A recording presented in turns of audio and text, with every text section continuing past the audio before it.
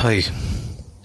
So we are back और पढ़ रहे हैं हम लोग फिज़िक्स। किस क्लास की? 11th क्लास की। स्टैंडर्ड आईटी का रखेंगे। और कहाँ तक पहुँच चुके थे हम लोग? डायमेंशन एनालिसिस के हमने एग्जांपल्स कर लिए थे, कुछ अच्छे एग्जांपल्स जो कि आईटी के सवाल भी थे पुराने। तो hope you have seen those videos. उसके बाद ही आप यहाँ तक आए हैं। ये इधर वे स्टैंड अलोन वीडियोस भी हैं ये। तो अब आगे बढ़ते हैं। चैनल का नाम है फ्री फोटॉन्स। और अगर आपको चैनल देख के, पूरा वीडियो देख के लगता हो कि मैंने आपका टाइम बर्बाद नहीं किया है, तो लाइक कीजिए, सब्सक्राइब कीजिए। That's it. नेक्स्ट टॉपिक पे आते हैं, जो कि है estimates and order of magnitude के कैलकुलेशंस। कि एस्टिमेट्स क्या होते हैं, एस्टिमेट किसे कहा जाता है, और ऑर्डर ऑफ मैग्नीट्यूड कैसे कैलकुलेट होता है, और क्या चीज़ होती है, क्यों करना पड़ता है, क्या ज़रूरत है। तो it is often useful to calculate approximate answer to a physical problem. ये कहता है कि बहुत कई बार ज़रूरी होता है कि अप्रॉक्सीमेट आंसर निकाल लिया जाए किसी भी प्रॉब्लम का। एग्जैक्ट आंसर नहीं, अप्रॉक्सीमेट आंसर। जस्ट एक आइडिया होने के लिए कि किस तरह की वैल्यूज़ आएंगी, आंसर कितना बड़ा होगा, बहुत बड़ा नंबर होगा कि छोटा होगा, कि नॉर्मल साइज़ का नंबर होगा, डिपेंडिंग कि किस तरह की बातें हो रही हैं। और even when little information is available, कि मान लें कि सारी इन्फॉर्मेशन नहीं है आपके पास, बट हमको सिर्फ एक ब्रॉड आइडिया सा देना है कि भाई कितना होगा। कि कोई चीज़ अगर मैं पूछूं कि आदमी के सर पे कितने बाल, तो ऑर्डर आप बोलेंगे 10 होंगे कि 100 होंगे कि 1000 होंगे कि 10,000 होंगे कि 1 लाख होंगे, कितने होंगे कि 10 लाख होंगे। तो इस तरह की बातें जो कैलकुलेट करनी है, तो इनको क्या सोच के कैलकुलेट किया जाए, कैसे किया जाए। जस्ट मोटा मोटा आइडिया चाहिए। ऐसा नहीं कि आप एग्जैक्ट किसी के सर पे बाल बता ही सकते हैं। हो सकता है बता सकते हो, भाई टेक्नोलॉजी बहुत आगे बता तो सकते हैं, लेकिन एक आइडिया जानने के लिए कि कितना बड़ा नंबर होगा, किस तरह के नंबर होंगे। तो इसके लिए ऑर्डर ऑफ मैग्नीट्यूड का एस्टिमेट किया जाता है। एस्टिमेट मतलब आकलन मतलब कोई एक वैल्यू सोचना कि कितने के आसपास आएगा, आसपास वाला जो जवाब होता है। तो यूजुअली जो अक्सर ऐसे का जो जवाब होता है वो मैग्नीट्यूड में दिया जाता है। मैग्नीट्यूड, ऑर्डर ऑफ मैग्नीट्यूड में। ऑर्डर ऑफ मैग्नीट्यूड मतलब कि पावर ऑफ 10 में नंबर को डिस्क्राइब करेंगे, या तो 10 या 100 या फिर 1000, इस तरह से कि इसके आसपास होंगे। मतलब 10 की पावर 2 होगा, 10 की पावर 3 होगा, इस तरह से। तो अब और इनका जो इंक्रीज भी होगा वो भी ऐसे ही माना जाएगा कि so if the quantity increases in 3 orders of magnitude, then it is implied that quantity has increased by 10th की power 3 times। Order of magnitude का मतलब मोटा मोटा समझ लें।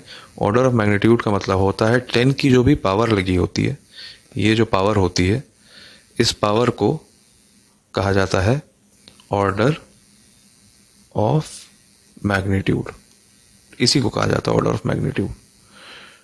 ठीक है।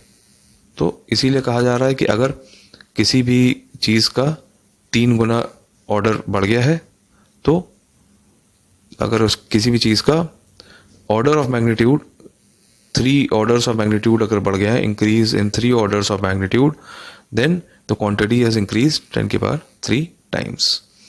तो ये बहुत छोटा सा कॉन्सेप्ट था, समझने वाला। इसको देखने के लिए एक छोटा सा सवाल भी कर लेते हैं। मान लें राम नाम का एक आदमी है जो कि एम्प्लॉयड है तीसरे फ्लोर पे एक बिल्डिंग के, जिसमें कोई लिफ्ट नहीं है। तो इसका मतलब लिफ्ट सीढ़ी चढ़ के ही जाएगा। तो कह रहा है कि at least how many stairs did he climb in a carrier of 30 years. मान लें 30 साल का उसका कैरियर था, 30 साल उसने नौकरी की। किस पे? 3rd फ्लोर पे। और जिसमें कि कोई लिफ्ट नहीं थी, तो चढ़ के जाता था, चढ़ के आता था नीचे। तो ये पूछा जा रहा है कि उसने at least how many stairs did he climb, तो मतलब चढ़ा कितना, उतरा नहीं पूछ रहा है। क्लाइम बोला ना सिर्फ। क्लाइम का मतलब सिर्फ चढ़ा, ऊपर कितनी सीढ़ियाँ चढ़ा, तो ये गिनना है। तो भाई हो सकता है कि बीच ऑफिस एक बार तो ऊपर चढ़ेगा ही सुबह, और एक बार नीचे उतर आएगा शाम को। हो सकता है इसके बीच में लंच के लिए भी नीचे आया हो, किसी काम के लिए और नीचे आया हो, ये वो। तो वो सब नहीं गिनने को कह रहा है वो, क्योंकि वो तो आप गिन ही नहीं सकते। फिर उसके पर डे की सारी रूटीन मालूम होना चाहिए, वो तो नहीं मालूम है। तो हमें क्या बताना है कि कितना एटलीस्ट, इसीलिए बोला कि एटलीस्ट, तो कम से कम कितना होगा भाई। एक दिन में चढ़ेगा सीढ़ियाँ, एक दिन में 3rd फ्लोर तक तो चढ़ेगा ही चढ़ेगा अगर नौकरी करने आया है तो, और फिर उतरेगा, लेकिन उतरे को काउंट नहीं करना है, सिर्फ चढ़े को काउंट करना है, क्लाइंब बोला गया है। तो अब इसमें कुछ चीज़ें हम देख रहे हैं कि 30 साल के करियर में तो क्या है, कितना है, ये सब एग्जैक्ट तो नहीं बताया गया है यहाँ पे, तो कुछ अप्रॉक्सीमेट कर लेना है बेसिकली, कुछ मोटा मोटा नंबर एक बता देना है। तो कह रहा है for the sake of approximate calculations let us assume 15 stairs between any 2 floors. तो भाई 2 फ्लोर के बीच में मान लें, ये भी नहीं बताया कितनी सीढ़ियाँ हैं, तो हम अपनी तरफ से मान लेते हैं 15 सीढ़ियाँ हैं, खुद ही मान लेते हैं। तो यूजुअली 10 से 15 के बीच में होती भी हैं सीढ़ियाँ एक फ्लोर से दूसरे फ्लोर के बीच में, नॉर्मल जो सारी बातचीत है। होने को तो 100 भी हो सकती है, भाई बहुत बड़ा फ्लोर बना दिया, ठीक है ना। तो नॉर्मल एक केस ले लेते हैं, 10 से 15 सीढ़ियाँ होती हैं, उसमें 15 सीढ़ियाँ हमने मान ली, और ज़्यादा भी हो सकती हैं, पतली छोटी छोटी सीढ़ियाँ होंगी तो और ज़्यादा होंगी, 16, 18, 20 भी हो सकती हैं, तो उनकी बात नहीं हो रही। हमने मोटा मोटा मान लिया भाई 15 स्टेयर्स है मान लें कोई 2 फ्लोर्स के बीच में। तो हर दिन राम ग्राउंड फ्लोर से फर्स्ट फ्लोर चढ़ता है, फर्स्ट से सेकंड चढ़ता है, सेकंड से थर्ड चढ़ता है, ठीक है। ग्राउंड से फर्स्ट फ्लोर चढ़ता है 15 सीढ़ी, फिर फर्स्ट से सेकंड फ्लोर चढ़ता है फिर 15 सीढ़ी, सेकंड से थर्ड फ्लोर चढ़ता है फिर 15 सीढ़ी। तो एक दिन में 3 × 15 स्टेयर्स चढ़ता ही चढ़ता है। अब मान लेते हैं 5 डे वीक है उसका, सैटरडे संडे छुट्टी होती है उसकी, ठीक है। तो ऐसे में इसको इंटू 5 हो जाएगा, 5 × 3 × 15, तो इतना स्टेयर्स पर वीक चढ़ता है वो। एक साल में अब कितने, 12 महीने, 12 महीने में 4 वीक्स, ठीक है। तो 4 वीक्स में अब कितने सीढ़ियाँ चढ़ जाएगा, एक वीक में अगर इतनी चढ़ता है, एक वीक में अगर इतनी चढ़ता है तो 12 × 4 वीक्स में कितनी चढ़ जाएगा, तो 12 × 4 इंटू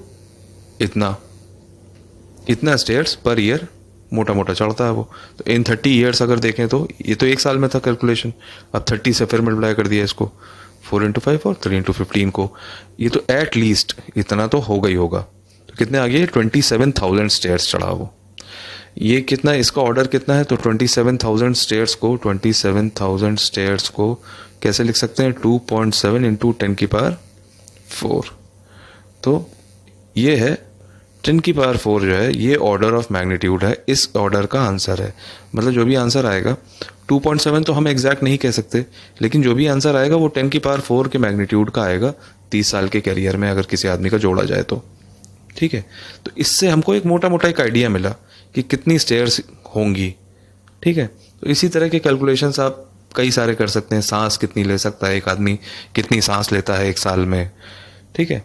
मोटे मोटे कैलकुलेशन, उसके बीच में हो सकता है दौड़ा भी हो, भागा भी हो, लेकिन वो सब नहीं गिन रहे हैं। नॉर्मल दिन के कामकाज में 1 मिनट के उसकी सांसें जोड़ लीजिए ऐसे करके, और पूरे साल भर की जोड़ डालिए। तो ये सब मोटे मोटे कैलकुलेशन से करके आप देख सकते हैं, इंटरेस्टिंग कैलकुलेशन है, ठीक है। तो इससे पता लगेंगी कुछ बेसिक बातें, तो ऑर्डर ऑफ मैग्नीट्यूड पता लगेगा कि किस ऑर्डर का जवाब है, ठीक है भाई। अब इससे आगे बढ़ते हैं, तो अब आते हैं सिग्निफिकेंट फिगर्स एंड प्रिसिशन पे। ये सिग्निफिकेंट फिगर्स क्या होती हैं, ठीक है, और सिग्निफिकेंट फिगर्स जो वैल्यू होती है उनसे प्रिसिशन का मतलब क्या निकलता है, कितना प्रिसाइज चीज़ें होती हैं, क्या सिग्निफिकेंट फिगर्स किसको कहा जाता है, सबसे पहले तो ये समझते हैं। अच्छा, ये एक ऐसा टॉपिक है जिसमें लोगों को बहुत कन्फ्यूजन रहता है, बहुत लेट मैंने देखा है, काफ़ी आगे बढ़ के भी 12th में जाके भी लोगों को कन्फ्यूजन रहता है। लोग इंजीनियरिंग कर लेते हैं, उनको भी कन्फ्यूजन रहता है, कई बार तो देखा मैंने। और इसमें कई उल्टे सीधे कॉन्सेप्ट भी लोग बता देते हैं लोगों को, पढ़ाने वाले बता देते हैं, कई बार पढ़ने वाले समझ लेते हैं। तो ये सारी बातें आज ख़त्म करेंगे, इसको ऐसे पढ़ेंगे कि इसको वापस कभी ना पढ़ना पड़े सिग्निफिकेंट फिगर्स को। आज इसको ऐसा ख़त्म किया जाए कि आप ज़िंदगी में हमेशा सिग्निफिकेंट फिगर्स याद रखें, ठीक है। तो ऐसे ही पढ़ना है और समझना है, ऐसे ही सारे कोर्स को, पूरी फिजिक्स को ऐसे ही पढ़ना है कि याद रहे और रटना कुछ ना पड़े, सब कुछ समझ में आने लग जाए। तो अब समझना शुरू करते हैं भाई सिग्निफिकेंट फिगर्स क्या हैं। तो जैसे जैसे टेक्नोलॉजी आगे बढ़ती है, कहता है कि we carry out experiments at ever increasing levels of precision. तो हम ज़्यादा प्रिसाइज, मतलब जैसे पहले हम जो है 2 चीज़ों के बीच की दूरी नापते थे, पहले 12 मीटर निकलती थी, अब हम ज़्यादा प्रिसाइज हो गए तो हमको पता लगना शुरू हुआ, नहीं वो 12 नहीं है, वो तो 12.25 मीटर्स है।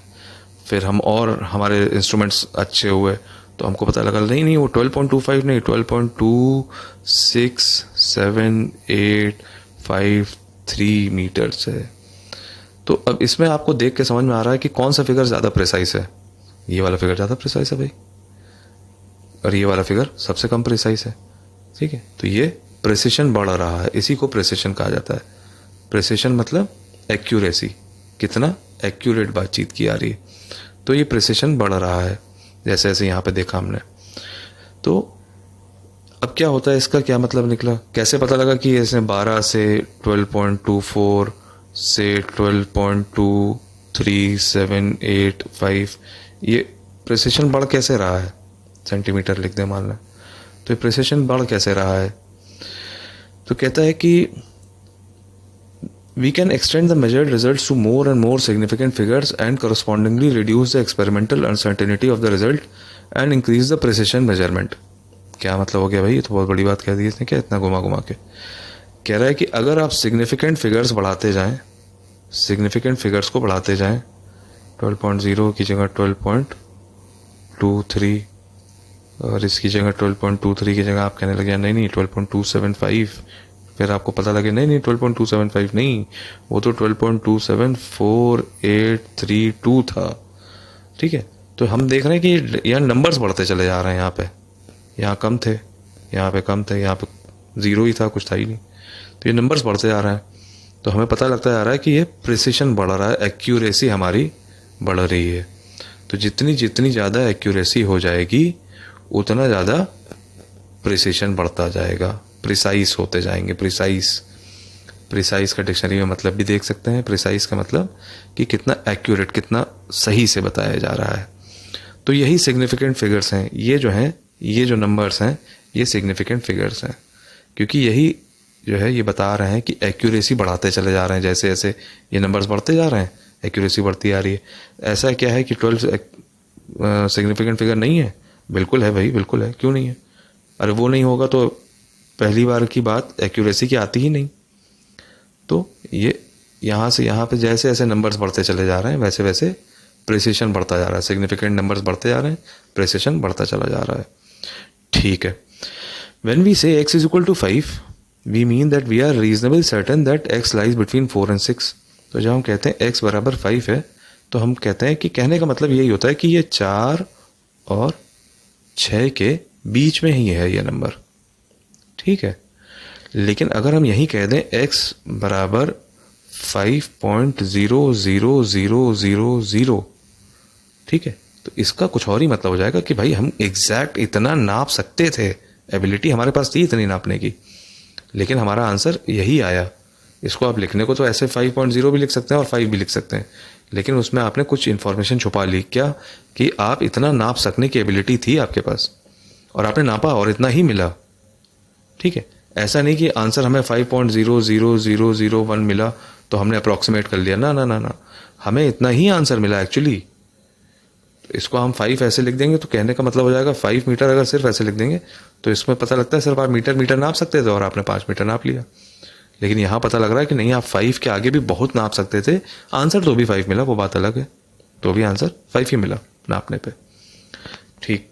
और ऐसे ही अब कहता है अगर 6.6 x बराबर 6.64859 अगर ऐसे लिखा हुआ है तो कहता है इसका मतलब क्या होगा, इसका मतलब हो गया कि हमें जो मेजरमेंट हमारा था वो 6.64858 और 6.64860 इनके बीच में हमें एक वैल्यू मिली, जो कि हमने ये लिख दी। क्यों? क्योंकि हो सकता है कि इससे इसके अंदर कितने नंबर्स हैं, इन दोनों नंबर्स के बीच में इनफाइनाइट नंबर्स हैं, है ना। क्यों? क्योंकि 8 के बाद 1 लगा दो, 2 3 4 ऐसे लगाते हो तो इनफाइनाइट नंबर्स लगा सकते हो, ठीक है। तो उसमें लेकिन हमें मिला कौन सा नंबर? ये नंबर मिला, क्योंकि हम इतनी ही हमारी एक्यूरेसी है, हम इससे ज़्यादा मेजरमेंट और अच्छा नहीं कर सकते, ठीक है। तो ये हमारा एक्यूरेसी, हमारी प्रिसिशन इतना ही था। तो जितना हमारा प्रिसिशन था उतनी हमारी, उसी हिसाब से हमारी वैल्यू आती है, ठीक है। तो यहाँ से तो सारी बातें सिर्फ मोटी मोटी थ्योरी वाली थी, ठीक। अब कुछ चीज़ें और आगे बढ़ के समझते हैं सिग्निफिकेंट फिगर्स के बारे में, ठीक है। तो अब कह रहा है कि there are few simple rules, कुछ रूल्स हैं भाई। चलिए रूल्स भी हो गए, अब रूल्स भी आने लग गए। किससे related? There are so few simple rules to follow in deciding how many significant figures to keep. ये डिसाइड कैसे किया जाए कि कितने सिग्निफिकेंट फिगर्स को रखना है, क्या ऐसे आंसर लिखना है या ऐसे लिखना है, ठीक है, या फिर x=5 करके लिख देना है, ठीक, या 6.6 ही लिख देना आंसर, बाकी सब कुछ गायब कर देना है। तो इस सब को डिसाइड करने के लिए कुछ रूल्स हैं। तो कहता है चलिए वो रूल्स पढ़ लेते हैं, समझ लेते हैं। तो रूल 1, सबसे पहला रूल क्या है? रूल 1 क्या कहता है? Counting from left and ignoring leading zeros. Count करेंगे लेफ्ट से, ये तो मालूम ही है ना भाई, नंबर्स को लेफ्ट से काउंट करते हैं, है ना, यहाँ पे सिग्निफिकेंट फिगर्स में, ठीक। मान लें 12.256, तो काउंटिंग फ्रॉम लेफ्ट से काउंट करना शुरू करें, कह रहा है यहाँ से काउंट करना शुरू करिए। एंड इग्नोरिंग लीडिंग जीरोज, तो लीडिंग जीरोज को इग्नोर कर दें। तो लीडिंग जीरोज मतलब मान लें कि यहाँ पे ऐसे लिख दूँ मैं से 0012.256, तो कह रहा है इसको और इसको इग्नोर कर दीजिए, ठीक है, इनको याद रखने की या इनको काउंट करने की ज़रूरत नहीं है। ऐसे ही अगर एक नंबर लिखा हो 0.345, तो फिर कहता है लीडिंग ज़ीरो जो है लेफ्ट से काउंट करेंगे यहाँ से, और लीडिंग ज़ीरो इसको काउंट नहीं करेंगे। तो ये पहला, ये दूसरा, ये तीसरा, ये ऐसे। फिर एक और इसी का वेरिएशन है जो समझना ज़रूरी है, 0.003, यहाँ लेफ्ट से काउंट करना शुरू किया, ठीक है, ये पहला मिला ज़ीरो, इसको भूल गए। फिर ये दूसरा मिला ज़ीरो, इसको भूल जाए क्या? कहता हाँ भूल जाओ, इसको भी भूल जाओ, लीडिंग ज़ीरो है ये, इसको भी भूल जाओ। फिर तीसरा मिला, इसको भूल जाए क्या? कहता हाँ इसको भी भूल जाओ, ये भी लीडिंग ज़ीरो है। तो फिर एक नंबर मिला। तो कितनी सिग्निफिकेंट डिजिट्स हैं इसमें? एक सिग्निफिकेंट डिजिट है इसमें, ठीक है। कंफ्यूज मत होइएगा इसमें, आगे चलेंगे तो इसकी वजह भी बताई जाएगी, सब कुछ बताया जाएगा अभी इसी क्लास में ही। अभी रूल समझ लीजिए सिर्फ। रूल में क्या कह रहा है? रूल में कह रहा है इग्नोर कर दिए लीडिंग जीरोज। लीडिंग जीरोज जो मतलब लेफ्ट से चलना शुरू किया, जो जीरोज मिले बिना किसी नंबर के, यहाँ कोई 1 नहीं लिखा, 2 नहीं लिखा, कोई और नंबर नहीं लिखा, सिर्फ जीरो मिलते जा रहे हैं, तो जीरोज को इग्नोर करते जाइए, करते जाइए, करते जाइए, ठीक है, ठीक। Keep all digits up to the first doubtful 1। First doubtful 1 तक जो है सारे डिजिट्स रख लीजिए। तो पहला doubtful 1, this is the first doubtful 1, ये पहला नंबर मिला, ठीक है, इसको डाउटफुल 1 कह रहा है। क्यों डाउटफुल 1 कह रहा है? उसके लिए भी परेशान होने की ज़रूरत नहीं, वो भी समझ में आएगा। अभी सिर्फ इतना समझ लीजिए कि लेफ्ट से चलना शुरू किया, जितने लीडिंग ज़ीरोज़ हैं उन सबको भूलते चले गए, और जो पहला नंबर मिला उसको काउंट करना शुरू किया कि ये भाई यहाँ से सिग्निफिकेंट डिजिट्स हमारे शुरू हो गए। तो जैसे ये जो नंबर था, इसमें आपका एक ही सिग्निफिकेंट डिजिट है। अब मान लें इसी तरह का और नंबर लिख दूं मैं 0 पॉइंट, चलिए अच्छा इसी यहाँ जो एग्जांपल है इसी को पढ़ के समझते हैं। That is x=9 gram has only 1 significant figure, क्योंकि इसको लेफ्ट से काउंट करना है भाई, 9 ग्राम लिखा हुआ है, 9 ग्राम, इसको लेफ्ट से काउंट करना शुरू किया तो कोई ज़ीरो नहीं मिला, ठीक है, सीधे 9 मिला। तो इसमें एक ही सिग्निफिकेंट फिगर है 1 ग्राम, 9 जो है यही अकेला एक सिग्निफिकेंट फिगर है, 9 जो नंबर है। अब मान लें कि ऐसा लिख दिया जाए कहीं पर x=0.009 kg, ऐसे लिख दें, तो does not change the number of significant figures. इसमें भी उतने ही सिग्निफिकेंट फिगर्स हैं। कह रहा है कि अगर 0.0009 ऐसे लिख दूं तो क्या इसमें सिग्निफिकेंट फिगर चेंज हुए? नहीं। क्या रूल है? कह रहा है काउंटिंग फ्रॉम लेफ्ट से काउंट करना शुरू किया, लीडिंग जीरोस को इग्नोर कर दीजिए, इसको कर दीजिए, इसको इग्नोर, ये पहला नंबर मिला। और कोई नंबर है? नहीं है। तो सिग्निफिकेंट फिगर्स कितने हैं? एक ही तो है, ओनली 1। तो 9 सेंटीमीटर में भी एक ही सिग्निफिकेंट फिगर है, और 0.0009 में भी सेंटीमीटर अगर लिखा हुआ है तो इसमें भी एक ही सिग्निफिकेंट फिगर है। ये है रूल, ठीक है। If we instead write x=9.0 gram, अगर 9.0 ग्राम लिख दिया जाए तो कहेगा इसमें कितने सिग्निफिकेंट फिगर्स हैं, ठीक है। तो इसमें जो है वो कह रहा है कि फिर वही बात जो मैंने अभी थोड़ी देर पहले बताई थी आपको कि हमारे नापने की एबिलिटी बहुत है। इसका मतलब हम सिर्फ 9 ग्राम तक नहीं नाप सकते हैं, हम 9 ग्राम और 1 मिलीग्राम भी नाप सकते हैं। ये जो मिलीग्राम आ गया साथ में, तो हम कुल मिला के 9.1 तक, 9.2 तक, 9.3 तक, 4, 5 ये सब नाप सकते थे। वो बात अलग है, किस्मत से हमें वैल्यू सिर्फ 9.0 ही मिली, 9 ग्राम ही मिला। लेकिन ये हमें दिखा रहा है कि हमारे पास एबिलिटी और ज़्यादा नापने की है, और ज़्यादा सिग्निफिकेंट फिगर्स हम दे सकते हैं, हम और ज़्यादा प्रिसाइज हो सकते हैं। वो बात अलग है कि वैल्यू उतनी मिली, भाई नापा तो मिला ही 9 ग्राम, ज़्यादा उससे 9 ग्राम ज़्यादा नहीं था, एक्चुअली नहीं था। ठीक है, तो it is equally wrong to include too many as too few. ये एक बहुत इंपॉर्टेंट बात है जो कि अभी नहीं समझ में आएगी तो और थोड़ा रुके रहेंगे, तो आगे जैसे जैसे आप आगे अभी बढ़ेंगे इसी डिस्कशन में, तो अभी पूरी तरह से ये बात समझ में आ जाएगी। आज का लेक्चर एंड होते होते ये पूरी बात समझ में आ जाएगी सही से। It is equally as wrong to include too many as too few, मतलब बहुत ज़्यादा लिखने भी गलत हैं उतना ही जितना बहुत ज़्यादा जो आपके पास हैं वो ना लिखना भी उतना ही गलत है। मतलब आप अगर 9.000 को बचाने के लिए, समय बचाने के लिए ये कहने लग जाएं कि ये तो 9 मीटर ही है, तो आपने समय तो बचा लिया लेकिन एक इन्फॉर्मेशन भी छुपा ली। ठीक है ना, तो वो इन्फॉर्मेशन जो छुपाई गई है उसका कुछ मतलब होता है, वो सिग्निफिकेंट फिगर्स वहाँ पे काम करते हैं। आंसर ये सही है, बिल्कुल ठीक बात है, 9.000 इज इक्वल टू 9 मीटर, बिल्कुल ठीक बात है, लेकिन आपने यहाँ पे अपनी एक्यूरेसी को छुपा लिया। आपने ये दिखा दिया कि आप यहाँ पे दिखा रहे थे कि मैं कितना प्रिसाइज हो सकता हूँ सिग्निफिकेंट फिगर्स इतने सारे दिखा के, और यहाँ पे आपने वो इन्फॉर्मेशन छुपा ली। ठीक है, चलिए अभी आगे बढ़ते हैं, इसके बाद ये समझ में आएगा अपने आप। फिर कहता है रूल 2 क्या है। रूल 2 कहता है वन मल्टीप्लाइंग और डिवाइडिंग, जब मल्टीप्लाई या डिवाइड कर रहे हों तब के लिए रूल 2 है। तो रूल 1 था कि जो कि सिग्निफिकेंट डिजिट्स को गिनना सिखाता है लेफ्ट से कैसे सिग्निफिकेंट डिजिट्स को गिना जाए। रूल 2 कहता है कि अगर सिग्निफिकेंट डिजिट्स का मल्टीप्लिकेशन करना है तो उनका मल्टीप्लिकेशन कैसे करना है। ठीक है, तो अब ये स्मार्ट पेन से मैं काम करने की कोशिश कर रहा हूँ जो कि नया है मेरे लिए चलते हैं। फिर कहता है मल्टीप्लाई और डिवाइड करते समय रूल्स कैसे लगेंगे सिग्निफिकेंट फिगर्स के।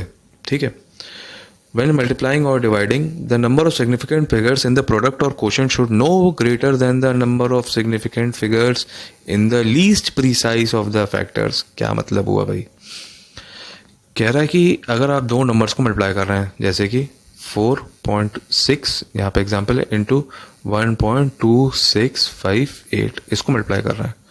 ठीक है, तो इसको मल्टीप्लाई करते समय अब आप देख रहे हैं कि ये इतने से कितने 1 2 3 4 5 डिजिट इंटू 2 डिजिट का मल्टीप्लिकेशन है, तो इसका तो आंसर लंबा सा आएगा। तो आंसर आएगा लंबा सा, डेसिमल के बाद बहुत कुछ आएगा, लेकिन वो कहता है इसको भूल जाइए, ऐसे मत, डेसिमल के बाद कितने लिखने हैं ये कैसे पता लगेगा।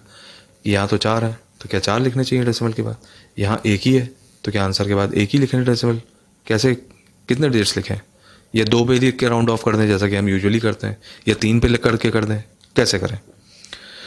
ऐसे में कहता है वो कि ये रूल है इसका, 2 सिग्निफिकेंट डिजिट्स मल्टीप्लाई हो रहे हैं इनटू 5 सिग्निफिकेंट डिजिट्स मल्टीप्लाई हो रहे हैं।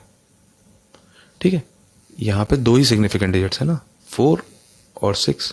लेफ्ट से काउंट करना शुरू किया, कोई लीडिंग जीरो नहीं है, एक सिग्निफिकेंट डिजिट ही है, एक सिग्निफिकेंट डिजिट ही है, ये 2 सिग्निफिकेंट डिजिट्स हैं।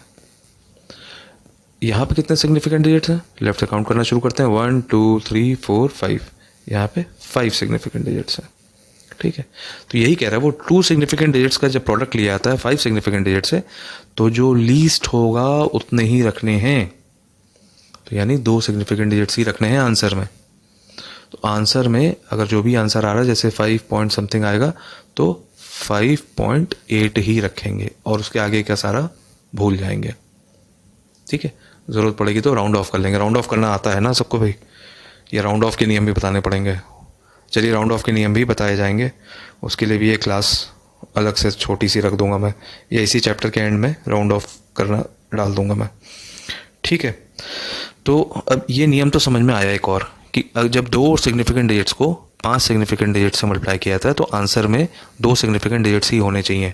तो हमारा जो लीस्ट प्रिसाइज है, यही नियम था, लीस्ट प्रिसाइज जो है उसको रखना है, जो सबसे कम प्रिसिशन हमारे पास है, जो हमारी एक्यूरेसी सबसे कम है, कि 4.6 इंटू 1.2658 को मल्टीप्लाई कर रहे हैं, तो उसमें हम कहेंगे हमारा एक्यूरेसी जो है वो जो सबसे कम है वही वाली बात करते हैं, क्योंकि वो बात तो हम पक्की कर सकते हैं ना, लीस्ट एक्यूरेट जहाँ तक हम हैं वहाँ हम पक्का कर सकते हैं।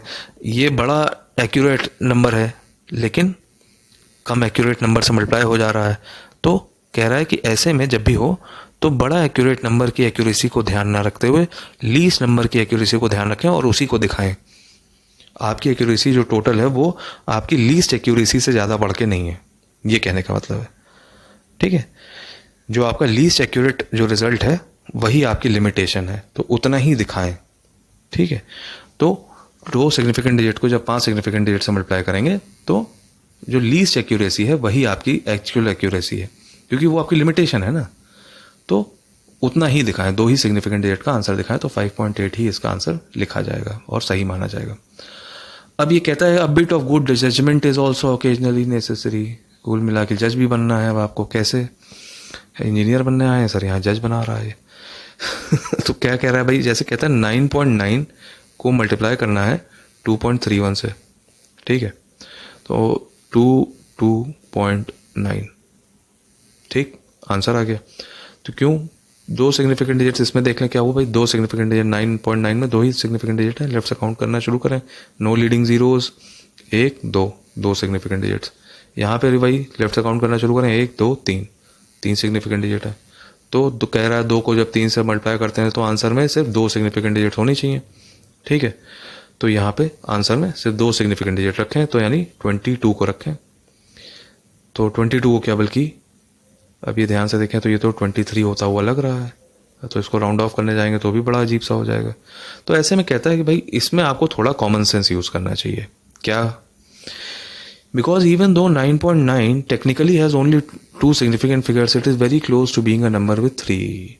कह रहे हैं 9.9 एक्चुअली तो इसमें 2 ही सिग्निफिकेंट फिगर्स हैं, लेकिन ये किसके पास पहुंच रहा है, 10 के पास, 10.0 के पास पहुंच ही गया ना एकदम भाई। 9.9 में अगर 0.1 ऐड कर देंगे तो कितना हो जाएगा, 10.0 हो जाएगा ना, जिसमें कि 3 सिग्निफिकेंट फिगर्स हैं। लेफ्ट से क्या से काउंट करें भाई, रूल 1 लगाते हैं।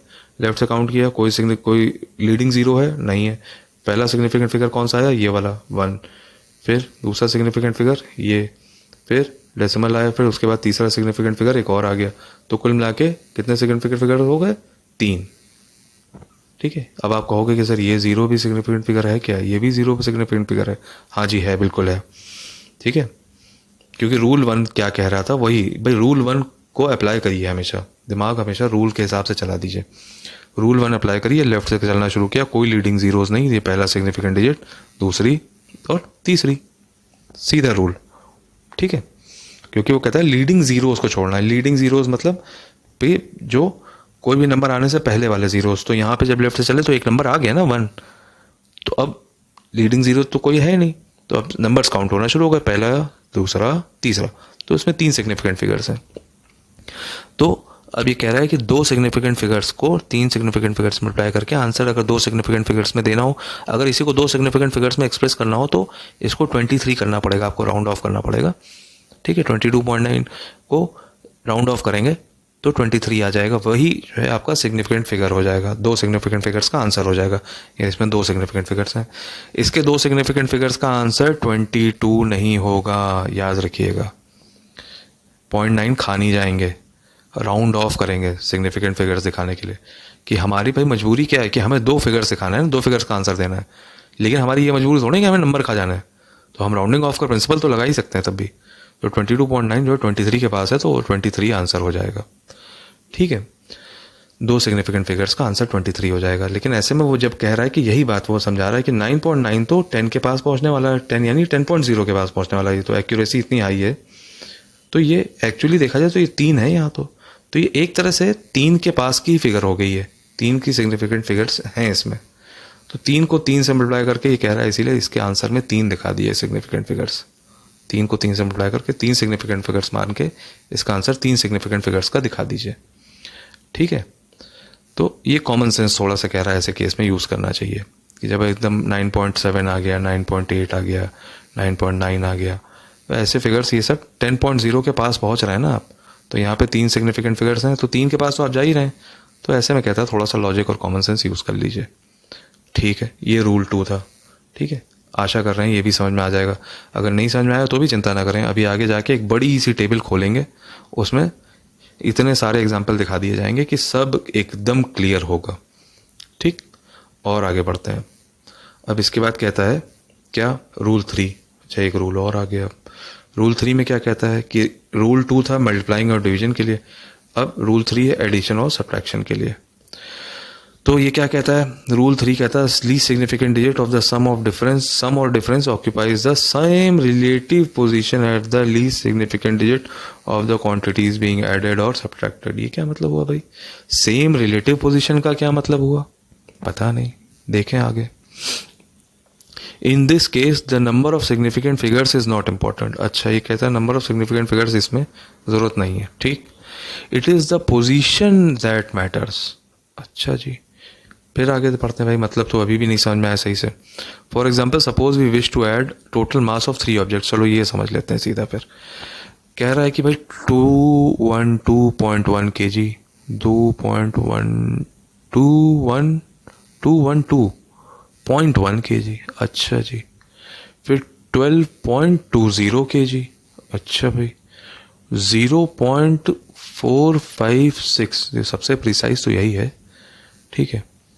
अच्छा, इनको कह रहा है ऐड कर दो, तो भाई ठीक है, इनको ऐड कर देते हैं। 212.1 और 12.2 और 0.456 ऐड कर दिया इसको, तो सही आ गया 224.756, ठीक। तो अब लीस्ट सिग्निफिकेंट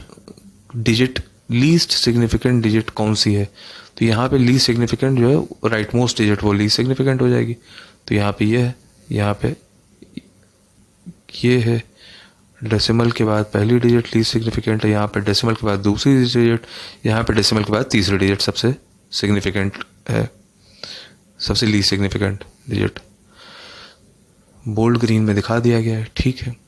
बाय रूल 1 क्या कहता है, we should include only 1 doubtful digit, ठीक है।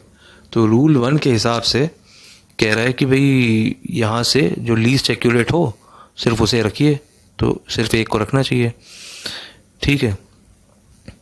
तो वही बात है, एडिशन और सब्ट्रैक्शन वो कह रहा है लीस्ट जो एक्यूरेट, आपकी लीस्ट एक्यूरेसी हो, जो सबसे कम एक्यूरेसी हो वही रखें। तो लीस्ट एक्यूरेट इसमें कौन सी वैल्यू है, ये वाली, क्योंकि ये डेसिमल के बाद सबसे कम बता पा रही है 212.1, ठीक है। बाकी सब तो डेसिमल के बाद 2 डिजिट तक बता पा रहे हैं, ये डेसिमल के बाद 3 डिजिट तक बता पा रहा है, ठीक है। लेकिन हमें अपनी कम से कम एक्यूरेसी वाली बात को ही मान लेना है कि जो हमारा सबसे कम एक्यूरेसी है वही हमारी लिमिटेशन है। तो ऐसे केस में भी हम लिमिटेशन अपनी मान लेंगे कि डेसिमल के बाद 1 डिजिट की हमारी लिमिटेशन है। तो ये 224.756 इसमें हम कह रहा है कि आप डेसिमल के बाद 1 ही डिजिट रख सकते हैं। डेसिमल की पहले वाली बात नहीं कर रहा, ये प्रोडक्ट में और डिवीजन में सारे डिजिट्स की बात करता है। वो जो पूरा आंसर आया उस पूरे में कितनी सिग्निफिकेंट डिजिट्स होंगी। एडिशन सब्ट्रैक्शन में कहता है डेसिमल के बाद की कितनी रखनी है, तो डेसिमल के बाद की सबसे कम एक्यूरेट वाली रखनी है। तो सबसे कम एक्यूरेसी में तो 1 ही डिजिट है, तो 1 ही डिजिट रखनी है। तो अब 0.756 में 1 डिजिट रख के देखना है आंसर। तो 0.75 को राउंड ऑफ करेंगे तो 0.76 हो जाएगा, या इसको राउंड ऑफ करेंगे तो 6 हटा लिया, तो ये बढ़ गया 6 हो गया, 5 को बढ़ के +1 हो गया। इसको हटाने की कोशिश करेंगे तो ये 0.8 हो जाएगा, ठीक है। तो आंसर इसके हिसाब से 224.8 का आंसर हो गया, ठीक है। ये हो गया आंसर। तो यही बात ये कहने की कोशिश कर रहा है कि मल्टीप्लिकेशन में टोटल नंबर ऑफ डिजिट्स जो हैं that will be equal to the least number significant number of digits. यहाँ पे क्या कह रहा है कि डेसिमल के बाद कितनी प्रिसाइज वैल्यू होगी, ये डिसाइड होगा कि सबसे कम एक्यूरेसी का फिगर कौन सा है, ठीक है।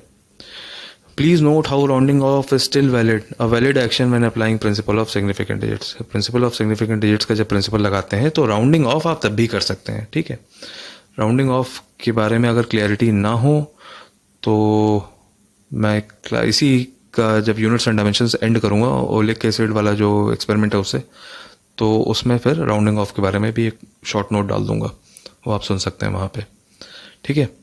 तो अब बात करेगा कि ज़ीरोज़ की सिग्निफिकेंस का क्या है क्या नहीं है, जो सबसे ज़्यादा लोगों को कन्फ्यूजन होता है। तो भाई अभी यहाँ पे क्लास एंड करते हैं और ये एक सेपरेट बिल्कुल बना के इसको चैन से पढ़ेंगे, क्योंकि ये सबसे ज़्यादा कन्फ्यूजिंग चीज़ ये भी है, यही एक्चुअली कन्फ्यूजिंग चीज़ है। अभी तक तो आपने रूल्स बेसिक मोटे मोटे समझ लिए, तो वहीं तक रख लेते हैं। ज़ीरोज़ का क्या है, क्यों रुलाते हैं ज़ीरोज़, कहाँ क्या होता है ज़ीरोज़ में, तो उसके जो चीज़ें हैं वो देख लेंगे। अब ये नेक्स्ट क्लास में देख लेंगे। उसके बाद फिर ये टेबल से देख के सब कुछ क्लियर कर लेंगे। चलिए ऐसे ही पढ़ते रहिए और बेस्ट ऑफ लक। एंड वही बात कहूँगा फिर से, if I didn't waste your time then please like the video and subscribe and that's it. Best of luck. Channel का नाम फ्री फोटॉन्स। बाय।